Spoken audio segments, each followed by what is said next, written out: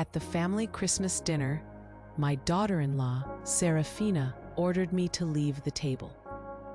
Her voice, usually so carefully modulated, cut through the joyful hum of conversation and the clinking of glasses like a shard of ice. One moment, the room was filled with laughter and the smell of roasting turkey. The next, a heavy, suffocating silence descended, all because of her words. "Ethan," she'd said, her tone dripping with disdain, "please ask your mother to leave the table. She is embarrassing the guests." I was sitting, as usual, at the very end of the long, polished dining table, in the farthest corner, almost tucked away. My chair was practically an afterthought, away from the glittering centerpieces and the boisterous main conversation. Even from that distance, her words struck me as if she had screamed them directly into my ear. My 72-year-old heart, usually so steady, stumbled in my chest. I felt a sudden, sharp intake of breath, like a punch to the gut. Then, I looked at my son, Ethan, my only child. He sat across from Serafina, closer to the center of the table, his shoulders hunched slightly. His eyes, usually so warm when they met mine, were now cast down, fixed on his plate. Didn't brave a glance my way, didn't utter a single word in my defense. In that packed house, surrounded by Serafina's impeccably dressed friends and distant relatives I barely knew, I had never felt so utterly, profoundly alone. The sense of silent humiliation washed over me, chilling me to the bone. There I was, Eleanor, just the simple old woman, as I knew they saw me. Ethan's mother, who clearly didn't fit into the glossy, luxurious world they loved to display. My sensible tweed skirt and comfortable cardigan seemed to scream my humble origins in a room full of silk and cashmere.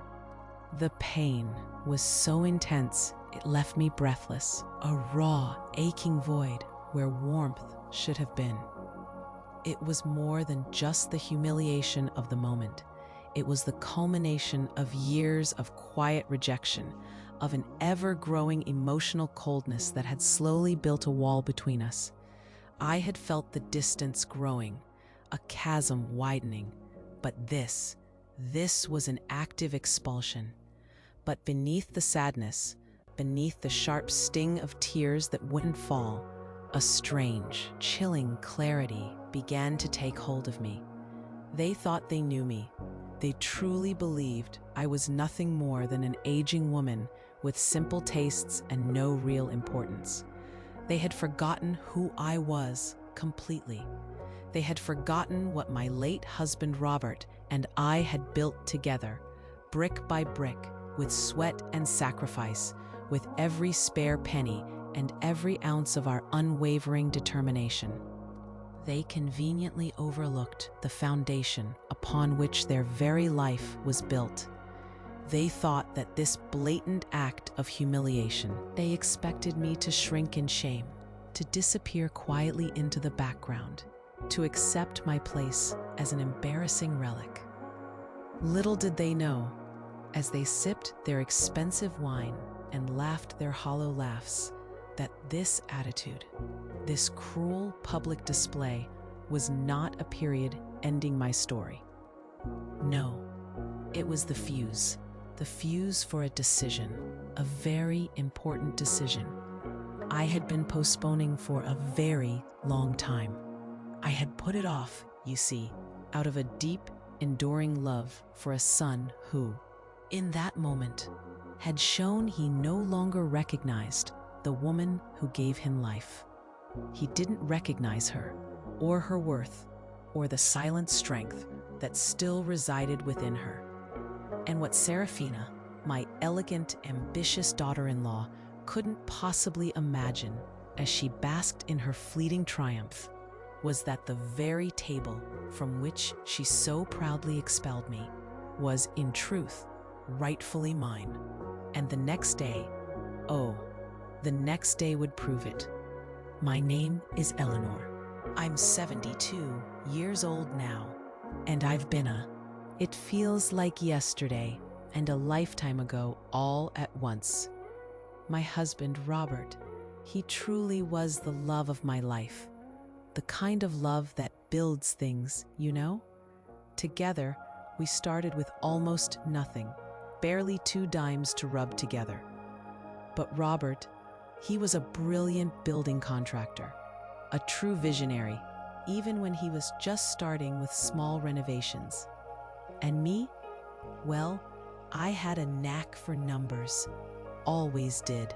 I was good at organizing everything, keeping track of every penny, every invoice, every permit. I handled all the administrative side of our small construction company, while he was out there, raising walls, laying foundations, making sure every brick was perfectly placed. I was here, building the financial foundation. The paperwork, the budgets, the investments, that was my part. And it allowed us to grow, little by little, brick by brick, just like his buildings. We lived a life without luxuries, you know? We never bought fancy cars or went on extravagant trips, not because we couldn't, but because we chose not to. Every spare penny, every bit of profit, we invested it in properties, always thinking about the future, about security, not just for us, but for our son, Ethan. We wanted him to have a solid ground beneath his feet, something we never had. That was our dream, our shared purpose. Today, I live in a simple apartment. It's quiet here, bathed in sunlight in the afternoons, and that's just how I like it. It's not grand, not at all, but it holds a lot of peace, and it's filled with my memories. My greatest joy now, truly, is my knitting afternoons. I love making clothes for my grandson, Leo.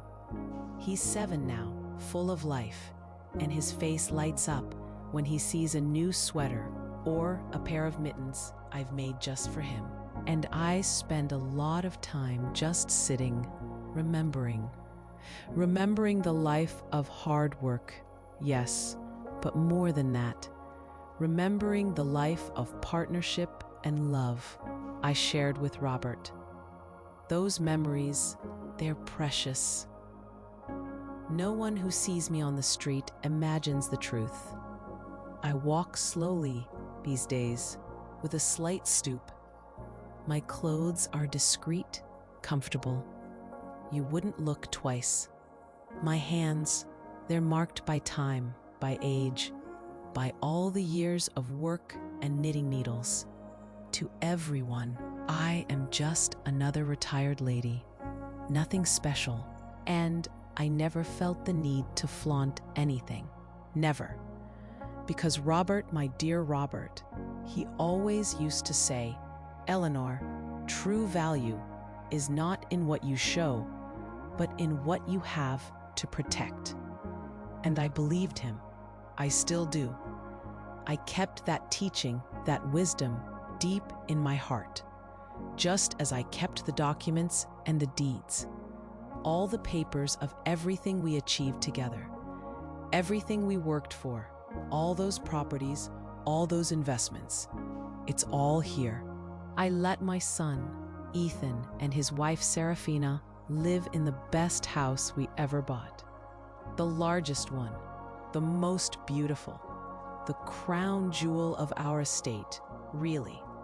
I let them live there completely rent-free, without a single question, because I truly believed that the comfort I was providing them, that grand house, was a form of love. It was my way of continuing to care for my son, even after Robert was gone. It was my way of ensuring their well-being, their happiness.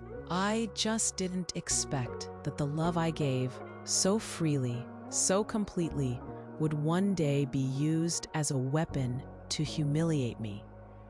After Serafina came into my son Ethan's life, things slowly, almost imperceptibly, started to change.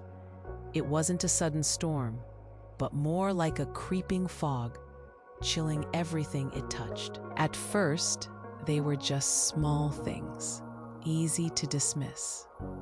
Our regular Sunday lunches, a tradition Robert and I had held dear for decades, became rare. They were replaced by important engagements with her new friends, or a sudden, unexplained need for them to be elsewhere.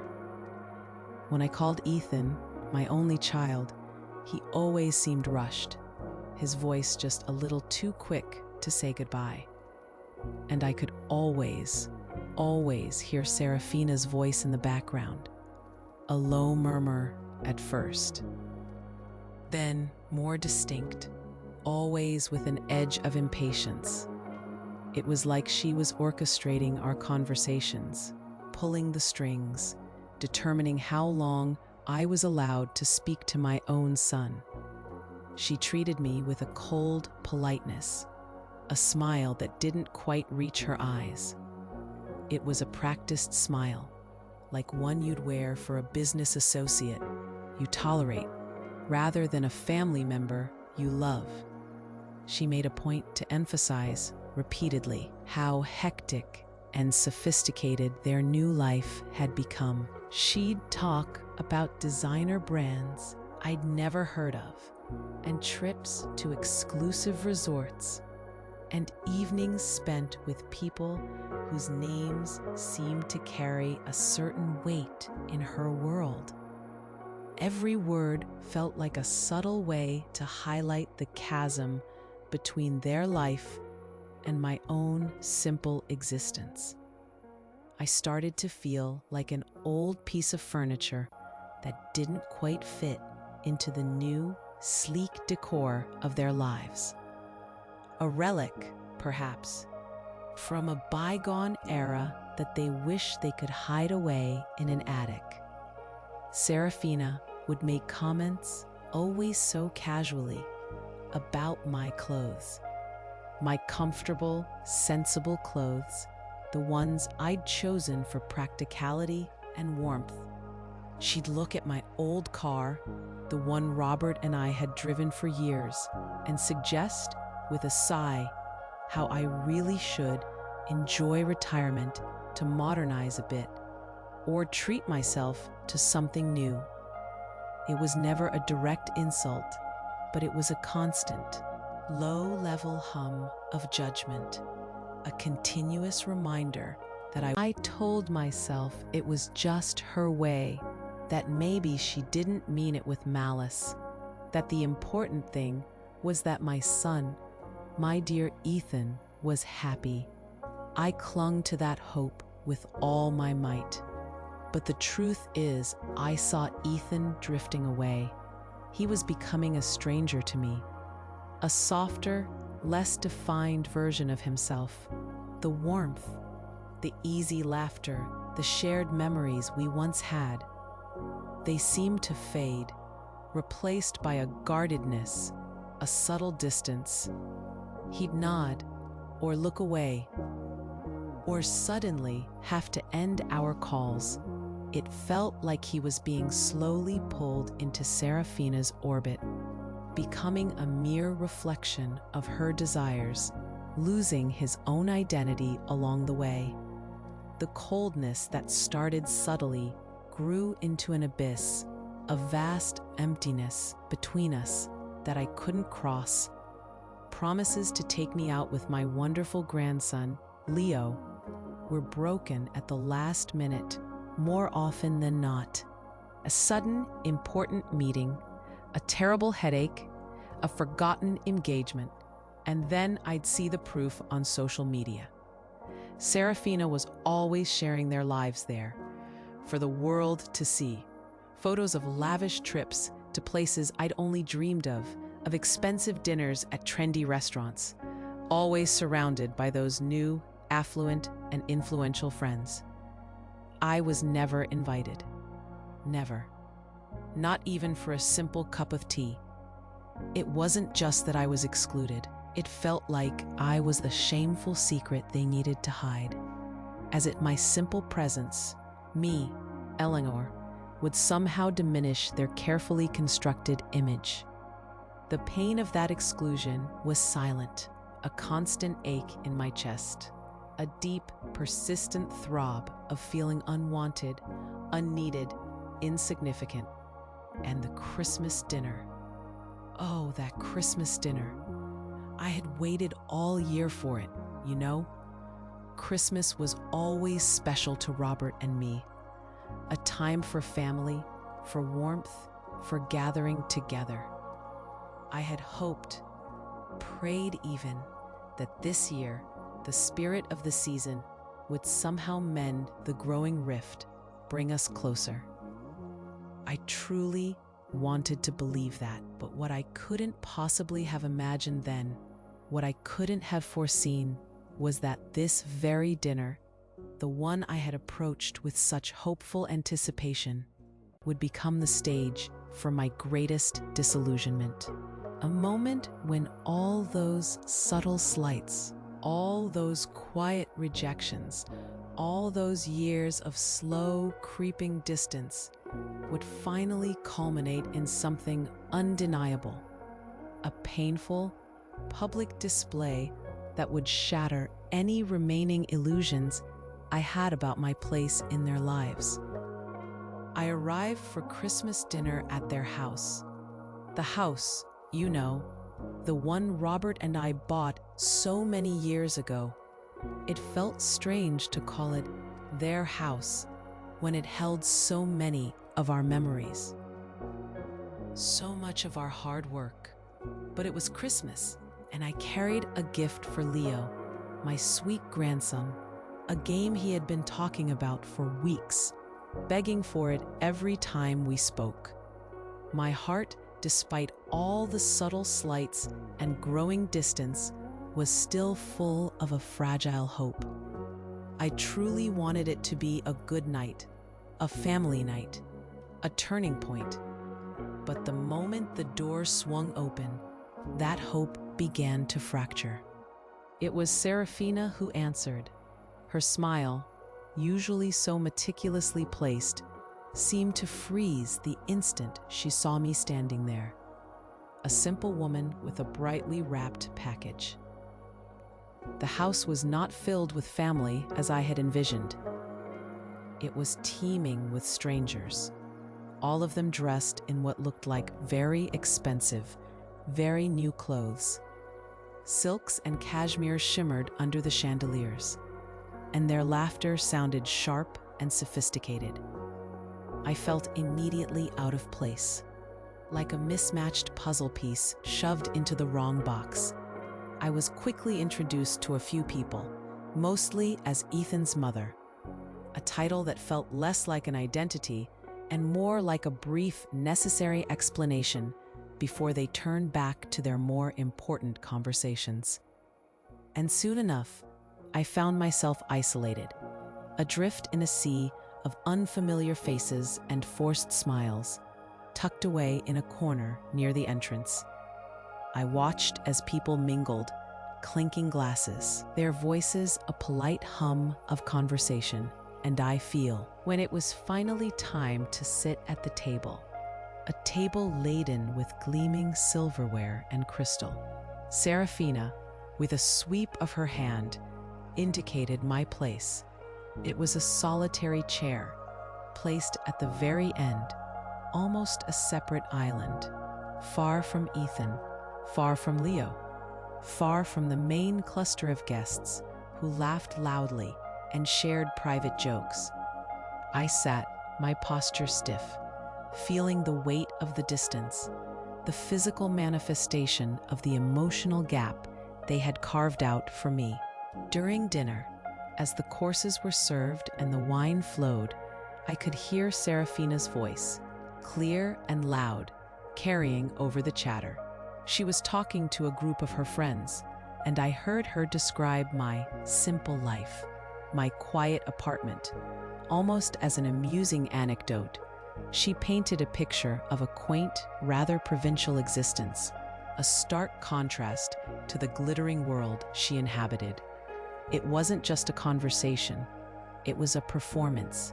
She was using my life, my choices, my very being to elevate hers. I kept my eyes on my plate, pretending to be absorbed, wishing I could disappear.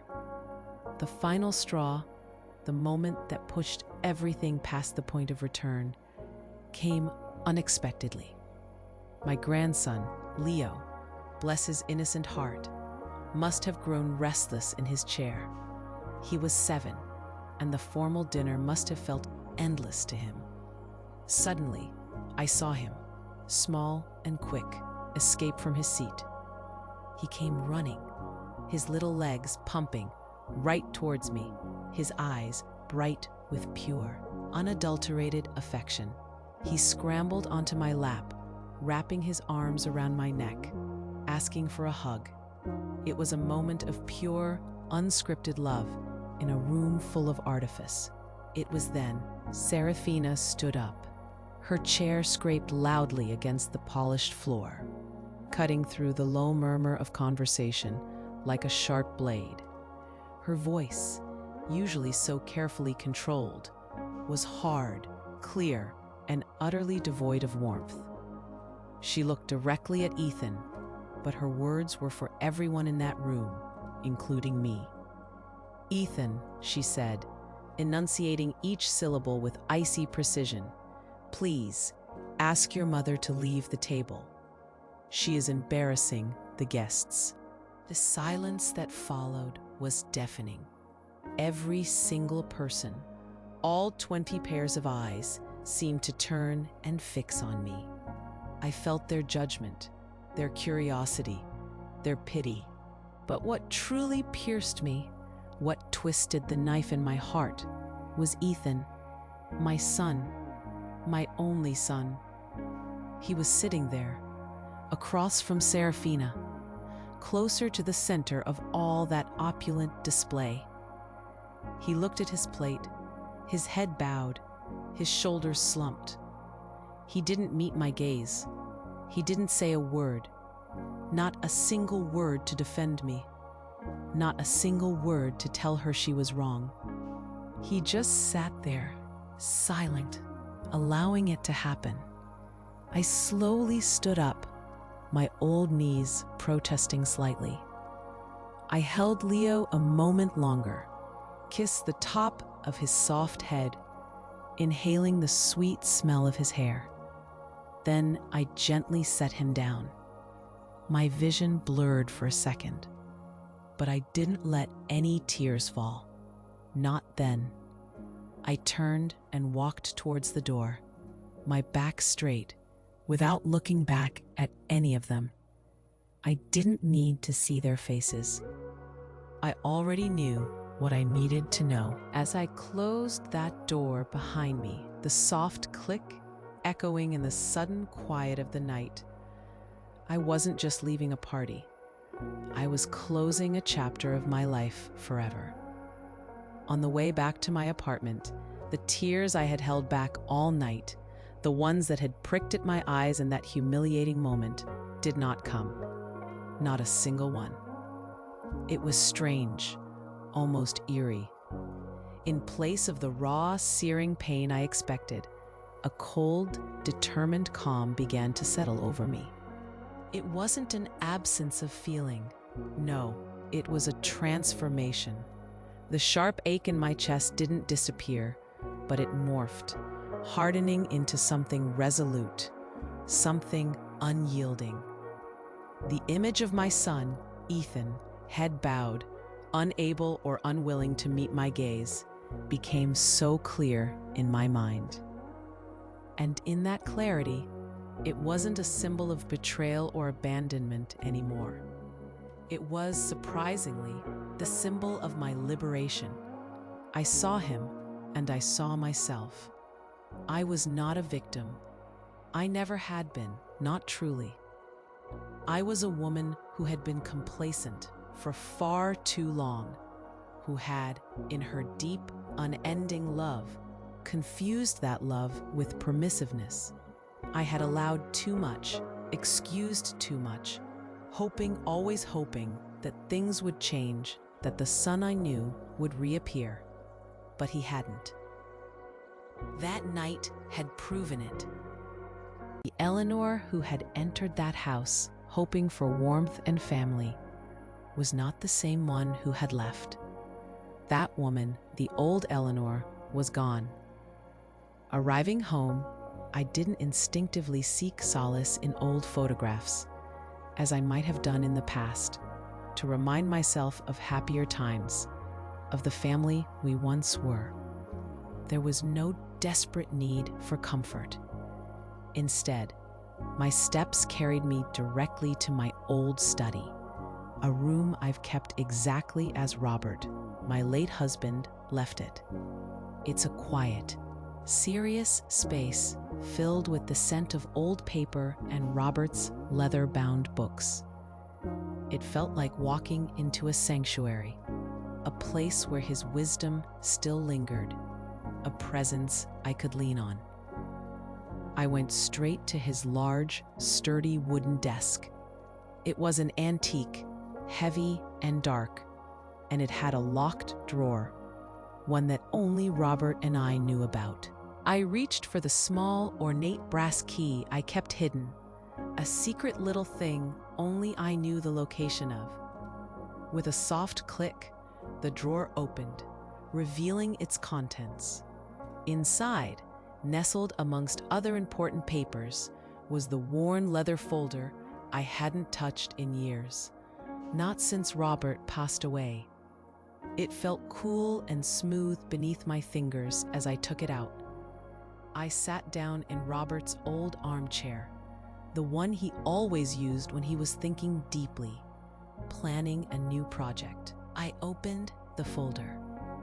Inside were all the documents: crisp deeds for properties, precise contracts for old construction projects, financial statements that showed the careful, steady growth of our life's work. And there, most importantly, was a copy of my husband's last will and testament. It was clear and unequivocal, written in plain language, leaving no room for doubt or misinterpretation. It laid out everything we had built, every brick, every investment, every single asset.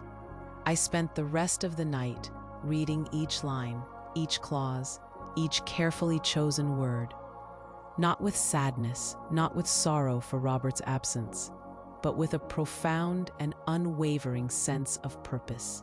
There was no anger coiling in my gut, no bitter desire for revenge. What I felt, deep in my core, was a burning need to restore order, to honor my husband's memory, to protect his legacy, and to recognize a lifetime of our shared work, our sacrifices, our dreams. Robert had built things to last, and I was going to ensure that his vision, our vision, was upheld.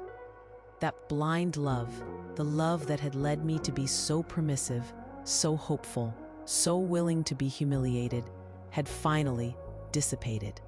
It had been replaced by something far stronger, something sharper: clarity.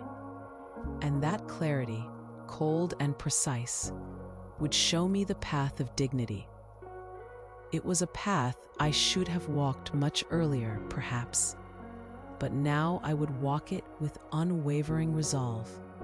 Serafina and Ethan, in their casual cruelty and dismissive arrogance, thought they had put me in my place. They thought they had shown me my insignificance. But what they had done in that brightly lit dining room was something entirely different. They had only reminded me of my true power, the power I had always possessed, the power Robert had entrusted to me, and the power I had, until now, chosen not to wield. The morning after, the silence in my apartment felt different. It wasn't the comforting quiet I usually cherished. It was a heavy, expectant silence, almost holding its breath.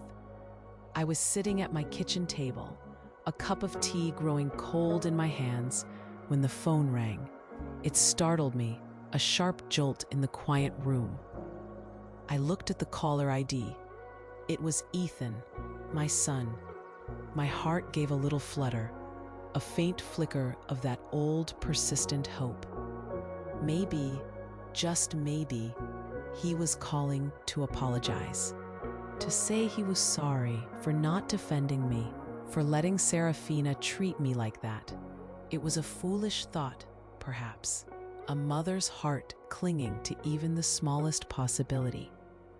I took a breath, a deep, slow one, and answered. His voice, when it came through the receiver, was a strange mix. There was guilt there. I could hear it, a faint undertone of discomfort, of unease, but mostly it was irritation, a distinct, almost exasperated irritation. "Mother," he began, without any preamble. Without asking how I was or if I had gotten home safely. No warmth, no concern. "You didn't have to leave like that. You really put Serafina in a terrible situation with the guests." My hand tightened around the phone. He wasn't apologizing for the humiliation. He wasn't acknowledging her words, her blatant cruelty, the pain she had inflicted. He was blaming me for my reaction to it, as if my quiet leaving, my attempt to preserve a shred of dignity was the problem, not the public disrespect that had forced me out. "You sounded like a frustrated child, upset that his careful arrangements, his carefully constructed evening, had been disturbed," he went on, his voice picking up a slight edge, an almost defensive tone. "Serafina was very stressed with the party. You know how much effort she puts into these things. All those important people were there.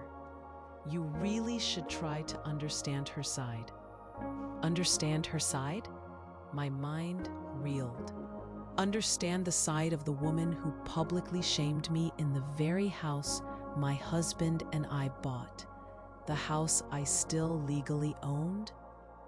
Understand her stress while I sat isolated, watching her flaunt a life I had unknowingly funded, a life I had given them. The sheer absurdity of it was almost laughable, if it weren't so deeply, profoundly painful.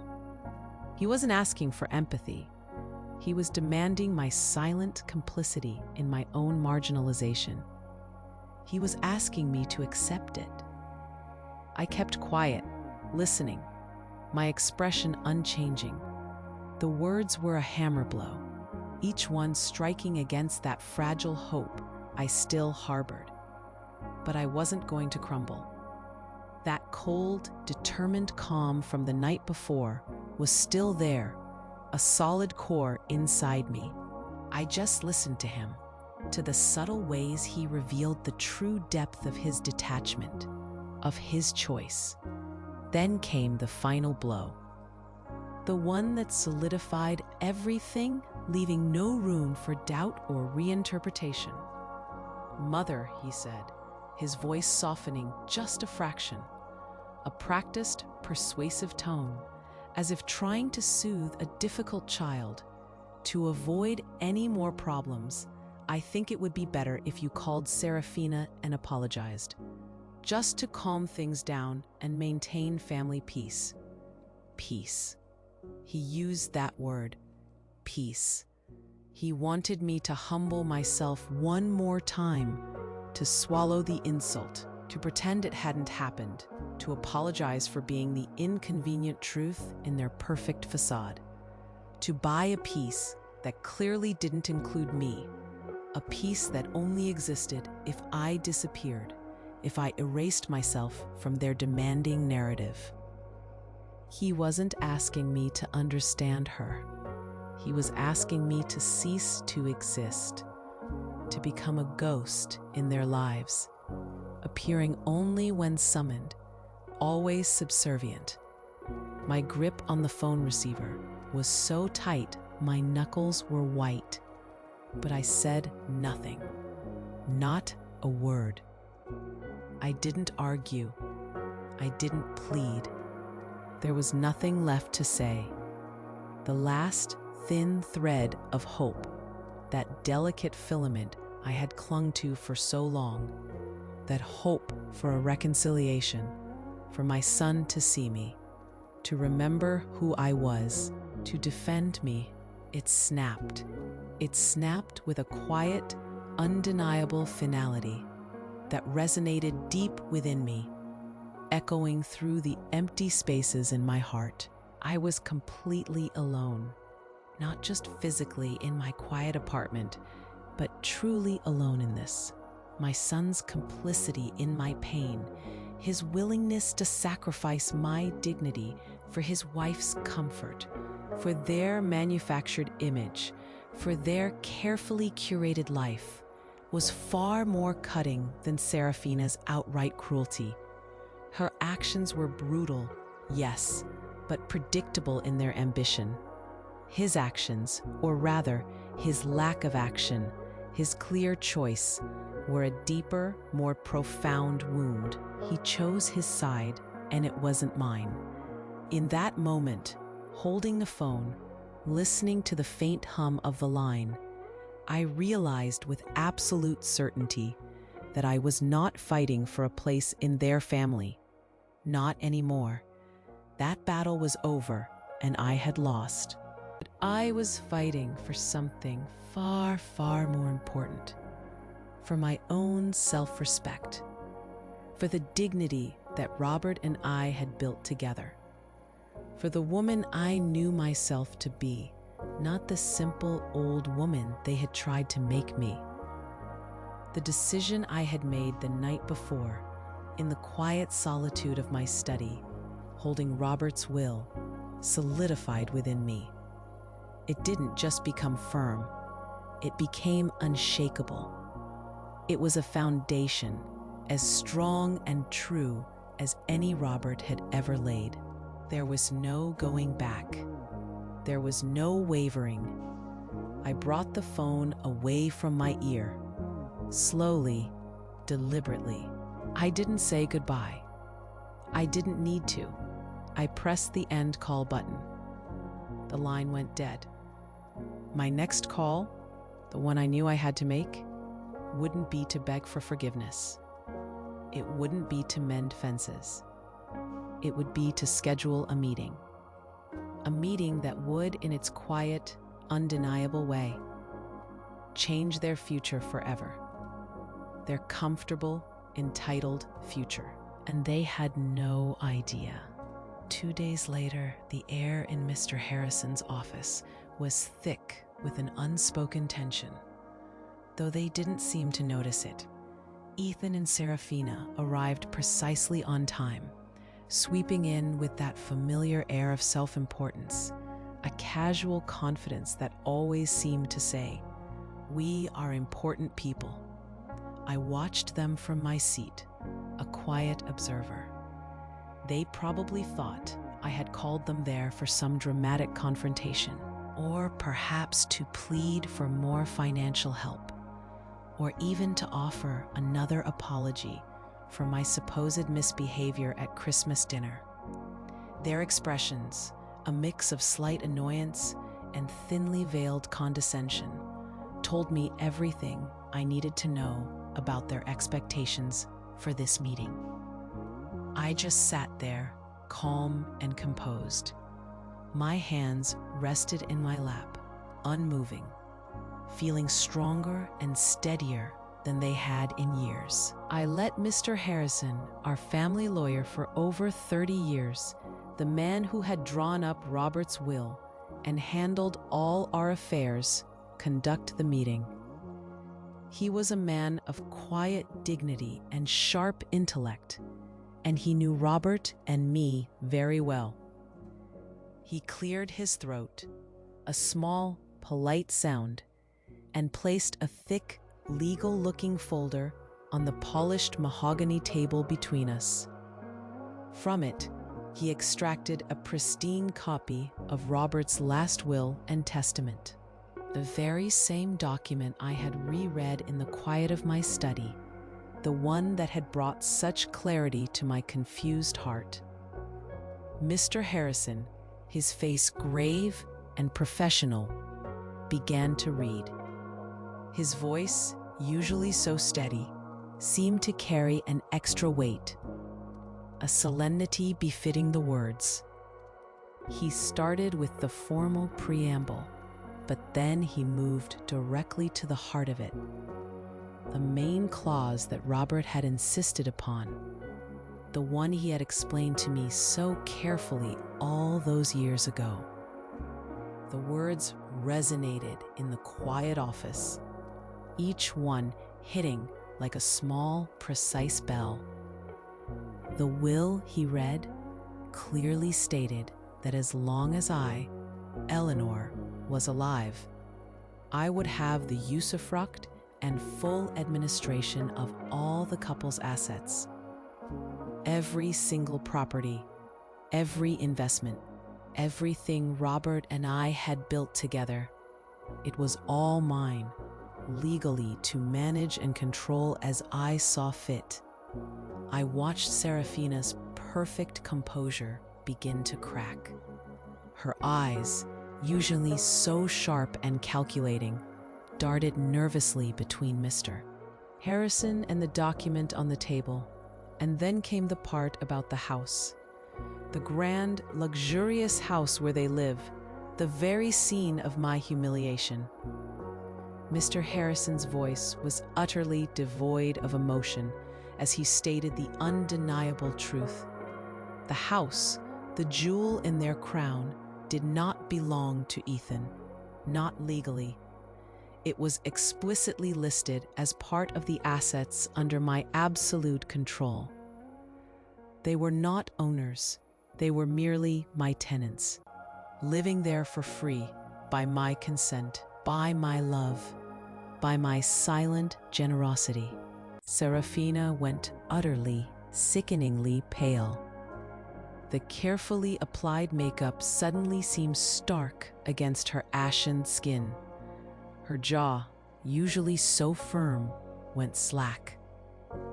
Ethan, my son, looked from the paper in front of him, then to Mr. Harrison, and finally, his gaze landed on me. His eyes were wide, incredulous, filled with a disbelief that bordered on shock. It was as if he was seeing me for the very first time, seeing not the simple old woman they had dismissed, but something else entirely, something powerful. I took a deep breath. It was my turn.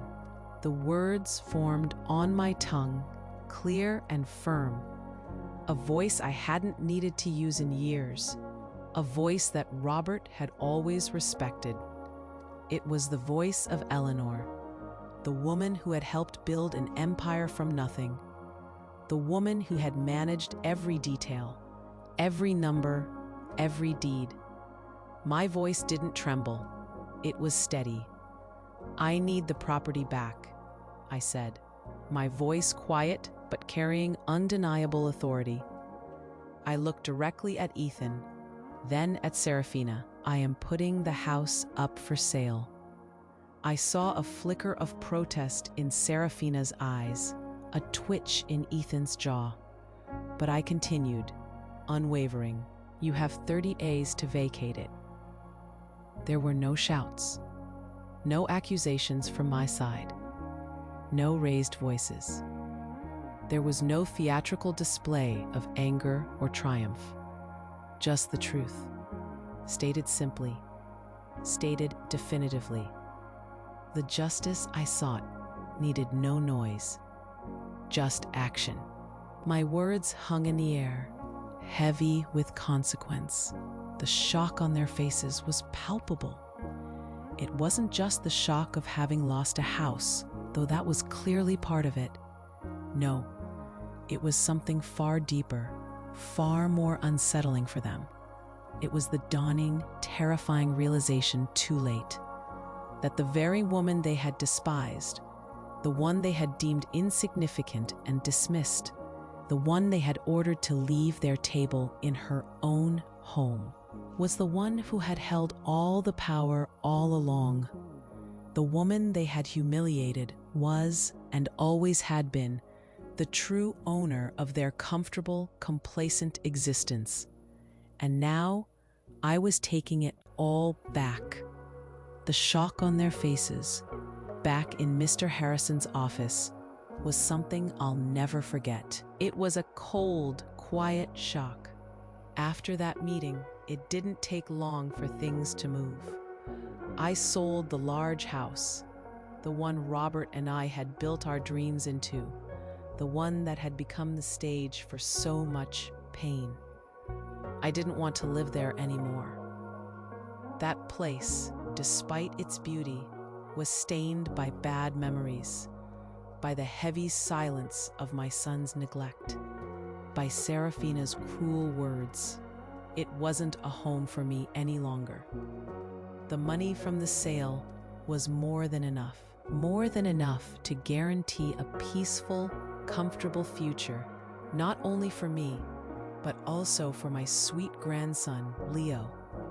I made sure of that right away, setting up a special fund in his name. It was a future free from worry, free from the need to please anyone, or to cling to a past that no longer served me. Instead of another grand house, I chose something simpler, something that felt truly mine. I bought a bright and airy apartment. It has a lovely sun-filled balcony, just perfect for my ferns and other potted plants. I even have a comfortable armchair out there, just for my knitting. It's a space that breathes, a place where I feel light and free. The sun pours in every morning, warming my little living room, and I feel a new kind of peace settling in my bones. Ethan tried to contact me a few times after that. His calls came, hesitant at first, then more persistent. He spoke of forgiveness, of mending things, of putting the past behind us, but I could hear the true longing in his voice.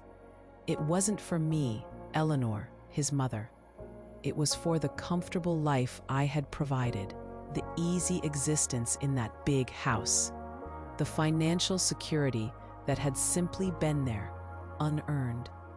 I knew what he missed was not me, but the privileges I had generously bestowed. I set firm boundaries, gently but clearly. Our conversations were short, polite, and always at a distance. I was no longer an endless source, nor a silent victim. My relationship with Ethan and Serafina now is merely formal and distant. They are still my son and daughter-in-law by name, but the emotional connection, the true family bond, is broken. And that's a hard truth, but it's a truth I've come to accept. It's a wound that healed, leaving a scar, but no longer bleeding. But with Leo, it's different, completely different. He is the pure, shining light in my life. I see my grandson every weekend. We go to the park. We have ice cream. Sometimes we even try 2 scoops. And I tell him the stories his father, Ethan, used to love when he was small. Stories about brave knights and mischievous little animals. Stories about working hard and building dreams. I do it for him, for his innocent joy, for his laughter. But I also do it for me.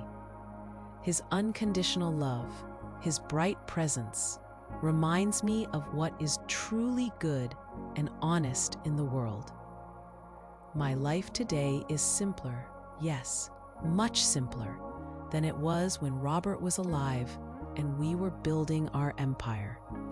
But it is infinitely richer. The anxiety that used to knot my stomach before family gatherings, the pain of rejection that would creep in after a dismissive glance from Serafina, all of that is gone. I reconnected with old friends, women I hadn't had proper time for in years. We meet for tea, we laugh, we share our quiet stories. I even joined a reading group at the local library, and it's wonderful. My small garden, the one I had neglected for so long, is now thriving again, green and vibrant. I found a peace that doesn't depend on anyone's approval, on anyone's acceptance. I lost the illusion of a perfect family, the one I had tried so desperately to hold on to. But in letting that illusion go, I gained something far more precious. I gained myself back. I gained my dignity, my self-respect, my quiet joy. I discovered that true home is not made of walls, but of self-respect and dignity. Today, when I sit on my balcony, feeling the sun on my face, the gentle breeze rustling the leaves of my ferns, I think about everything that happened. There's no bitterness left, no sharp edge of anger or regret. Just a quiet, profound tranquility, a settled peace deep in my bones. It's the peace of someone who knows her worth, who finally understands that dignity isn't something given to you by others, but something you claim for yourself, something you never let go of. I look down at my hands. These hands, wrinkled by time, marked by a lifetime of work, hands that knitted so many sweaters with so much love for my family, creating warmth and comfort, stitch by stitch. And now I see in them the same strength, the quiet resolve that signed that document in Mr. Harrison's office, the strength that gave me back my peace, my quiet joy, my very self. It's a strange feeling to see such a gentle tool and know it holds such powerful memories. It makes me think about so many things, about how easy it is sometimes to be dismissed, to be overlooked, especially as you get older. How sometimes the very people you've poured your life into, the foundations you helped build, can make you feel invisible, small, or irrelevant. We give so much of our time, our energy, our love, our very essence. We nurture, we support, we build, whether it's a physical home, a family legacy, or simply a lifetime of unconditional affection. And then there are moments, aren't there, when all that giving seems to be forgotten, when your presence is suddenly seen as a burden, a reminder of something they wish they could shed. It's a peculiar kind of pain to be made to feel like a stranger in your own story, in the very space you helped create. And then I ask you, who are listening to me now, who have shared this journey with me, through my words, through my heart, and you, have you ever felt invisible? It's a question that stays with me, because I've learned that sometimes love, deep, unconditional love, can make you blind. It made me accept things, excuse behaviors, hoping they would change, hoping I could just keep the peace, the illusion of a family whole and happy. But real peace, I discovered, isn't about avoiding conflict at all costs or allowing yourself to be diminished for the comfort of others. It's about being true to yourself, about honoring your own spirit, about standing up for the respect you deserve, even if it means standing alone for a little while. It's a strange thing, isn't it, to spend a lifetime building, nurturing, giving, only to find yourself dismissed as just an old woman or a simple lady. We carry so much history within us, so much experience, so much wisdom gained through years of triumphs and tribulations, so much love given freely. And yet, sometimes, we're treated as if our stories are over, as if our voices no longer matter, as if our kind. But every person, every single human being, regardless of their age, their circumstances, or their perceived status in the world, deserves respect, deserves to be seen, truly seen, for who they are and for everything they contribute. Dignity isn't a privilege that can be granted or revoked. It's a fundamental right that lives within each of us. And sometimes you have to fight for it, not with anger or bitterness, but with quiet conviction, with the unwavering strength of who you truly are and who you've always been. My journey isn't just about a house or a will, or even about a Christmas dinner that went terribly wrong. It's about rediscovering a strength I thought I'd lost, about standing tall again when others tried to make me shrink. It's about understanding that even when you feel most alone, even when those closest to you fail to see you, you still possess everything you need within yourself. The courage to rebuild, the wisdom to forgive, and the dignity to move forward.